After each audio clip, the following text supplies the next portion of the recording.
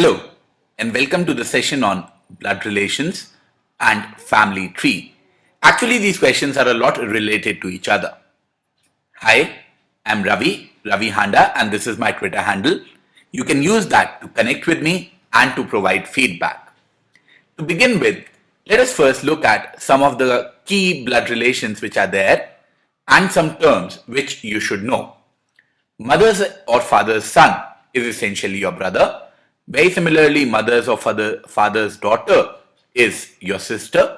Very basic, I am just going to rush through it. Mother's or father's brother is your uncle. Mother's or father's sister is your aunt.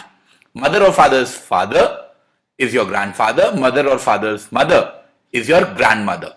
See, in English, there is no such distinction as exists in Hindi or any other language where your paternal grandfather and your maternal grandfather are different.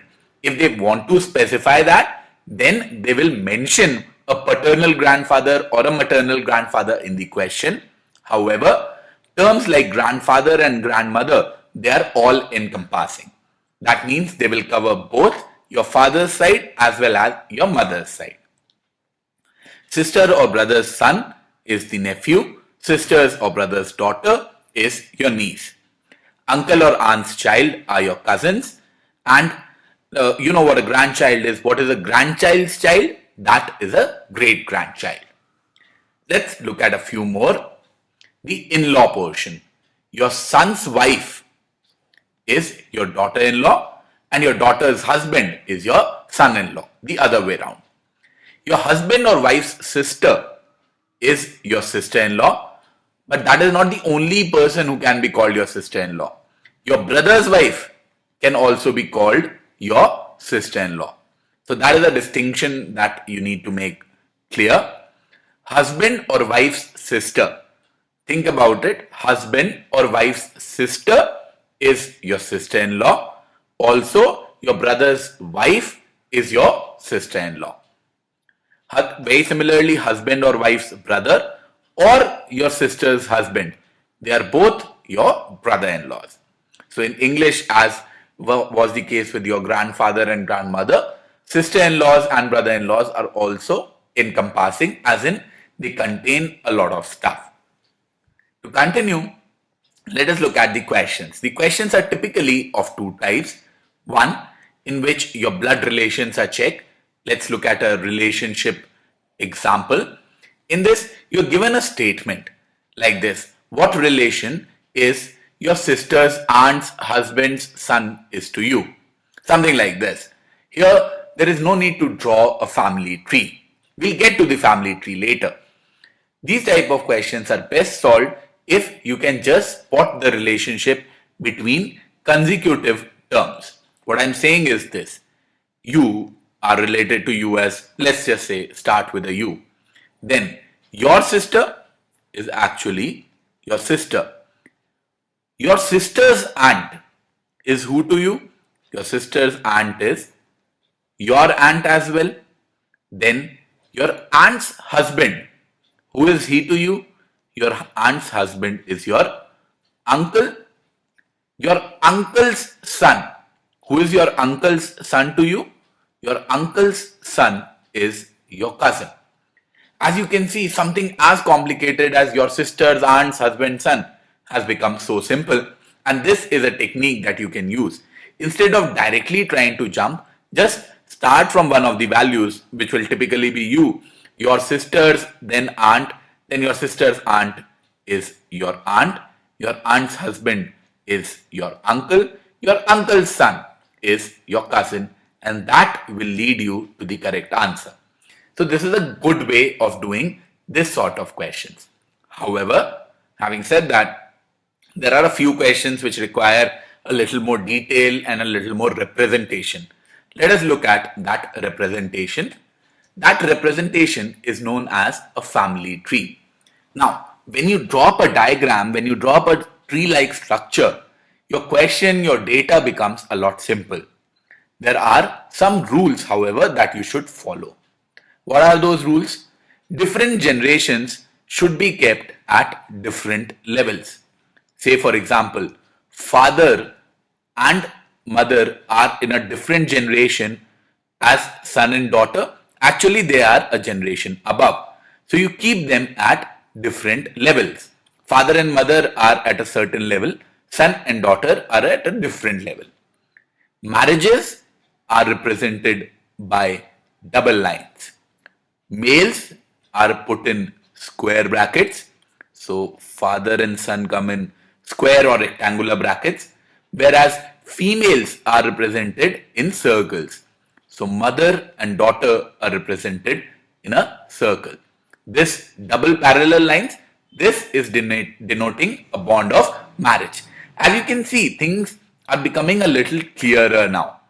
Now, from this marriage, there are two children, the son and the daughter. So this would be typically or probably the simplest family tree that can be there. Sometimes siblings, that is brother sisters or brother, they are also connected with a single line. This helps us in some questions, if not all. So once again, the key steps are that you represent data in levels, you represent marriage by a double parallel line, and you represent siblings by a single parallel line. Males come in rectangles or squares, and females come in circles. Once you do that, your questions would become a lot simpler. Let's try and solve one question on this. Say we are given A, B, D meet their relatives C, E, F, G while visiting a trade fair. A is the brother of B. Okay. So I have A here. Who is the brother? So A is definitely a male and he is the brother of B. I do not know about B as of now whether it is a male or a female. D is the father of A. So if D is the father of A, D is also a male. D is married to someone and their children are A and B.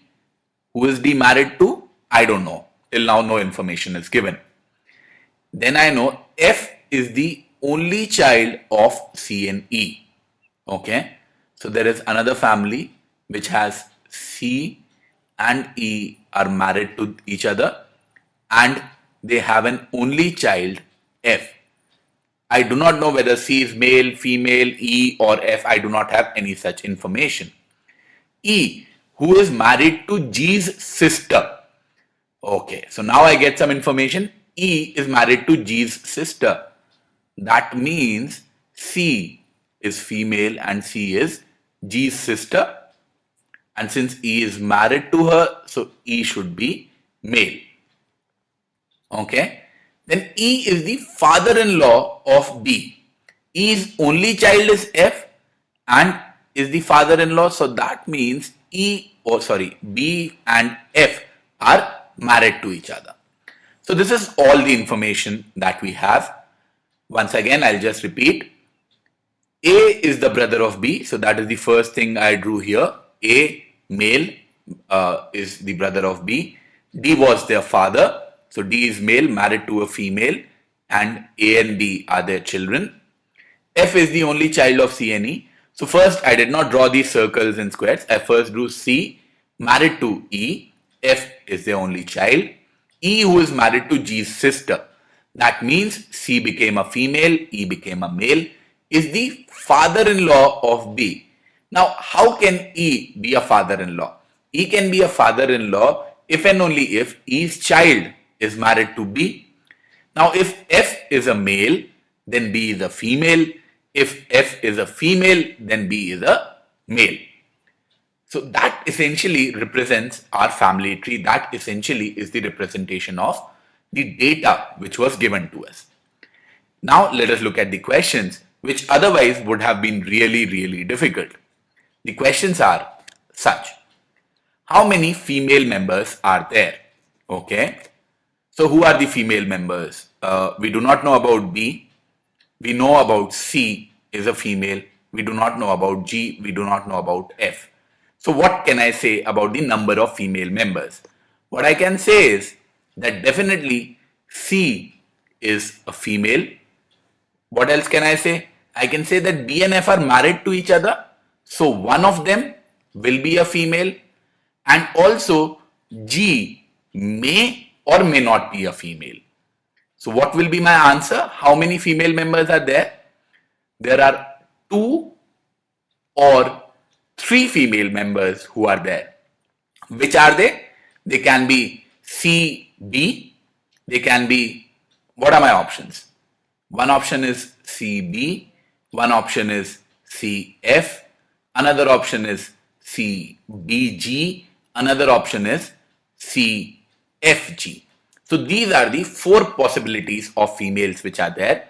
But since we were asked for the number of females, the number of females is clearly 2 or 3. Let's look at the next question.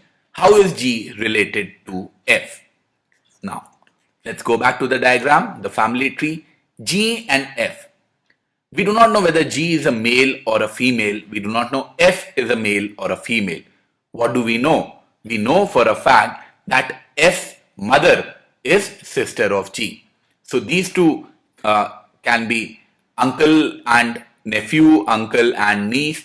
Any relationship is possible among them.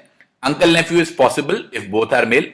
Uncle-niece, if G is male, F is female. Aunt-nephew, if G is male, if G is female and F is male. Aunt-niece when both are females.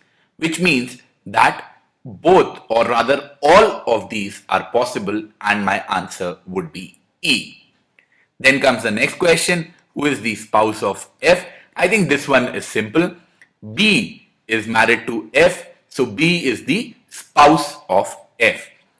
If the question was who is the whether they are B is the husband of F or B is the wife of F, then we will not be able to say, because we do not know that B is a male or a female. But what do we know? We know that F and B are married to each other, and that is why B is the spouse of F, and my answer is B. With this, I'd like to wrap up this session on family tree. Hope you found this useful. Please provide feedback via Twitter on my Twitter handle, which is @Ravi Handa. Thank you. Thank you very much.